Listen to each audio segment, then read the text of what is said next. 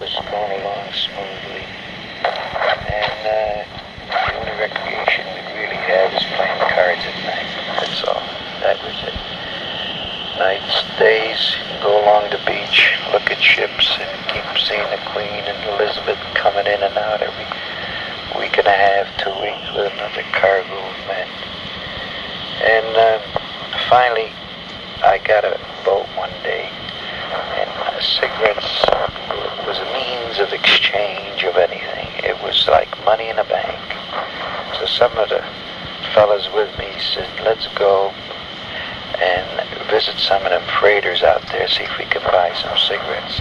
We'll save it up, and we can barter for it, see what we could do with it. So I got a hold of my launch, got my mechanic on board, took 2 other fellas. Incidentally, this was about a 65-foot launch, and headed for the open sea to see if we can round up some goodies from the merchantmen. Well, when we got to the second or third one, we picked up a couple of cartons of butts already. The seas kept getting rougher and rougher and rougher, and first thing you know, I'm in the middle of a storm, and the seas are so unbelievably high, no way to head back to the base. And I would venture to say that the waves are 15 feet high. So I got behind this one Liberty ship, Billy Sunday, never forget it. And I told the skipper there, I says, if you don't mind, I'm going to tie up to your tail end, and we'll ride the storm out. I says, because it's plain suicide to go back. He said, well, that's all right, make sure you use a heavy line. And we did. And we wound up spending the complete night on the Billy Sunday. And in the meantime, they missed us at the base, and they thought for sure Ed and his boys are gone. They knew the waves the seas are too rough, and an open boat, one good wave, and down you'll go like a rock. So they didn't actually expect us back. I think they thought we were dead. But the funny thing is, the following morning, about 10 o'clock, everything stopped. The seas became like glass. So I said, now's the time, boys. We'll start the old motor launch up and head back. And we did, no problem. When we got back, everybody was shook up. They said, oh, for sure. They thought we were gone. I said, not the old skipper. He's been through this before. So it was interesting. And when we got back, there was a party going. So out come a few more bottles of our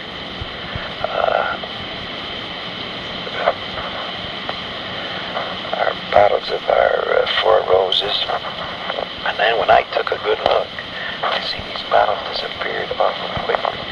So one of the thieves amongst us was taking them into town or selling them or doing something. And it was funny. But some of the boys would go into town a few nights. And when you go into town, you bring your own bottle of Coke and any jug you had, and you'd go into the grocery store, and if you had a keg of scotch, you could pick up scotch, all the scotch you can drink, and it was rationed out, but you had to take what he'd give you, 6 ounces, 10 ounces, but you had to bring your own container. And when they come back, it would seem funny. Some of them had a Coke bottle, some had something else, a plastic bottle, anything, and that's what was in it. Scotch, because they used to sell it right off the counter. The little kegs used to be right on the counter. White Horse, Black Horse, you name it, JB. Interesting. So finally, we are all getting impatient. You know that the so-called land army, all young girls. That's all they do is work the fields. So the harvest was closer, doing something to the fields. But anyway, they sent in one day maybe 500 girls that came in to work the potato fields. And now everybody's excited, a lot of action. All the land army girls are going to be here Incidentally, they were dressed just as though they were in the army. You couldn't tell the difference. And that night, everybody's trying to pick up some sweet little chick, but they were in an area that was restricted. But it was interesting to watch. Everybody's trying to make a little loving across from a big barbed wire fence. It was strange, but it's the way it was. And most of the girls, they couldn't speak really too good English. You had to know the lingo. And it was like our bottle, they would be bull. Everything is bull. Strange, but true. So, finally, I get a few more sweet letters from home. And I think I was writing almost once or twice every day. It seemed like I was writing constantly. There's nothing much to do but write letters and hope and pray that you get a mail call. Also hope and pray that the canteen would be open so you can get something to eat. In the meantime, the food was not too good here.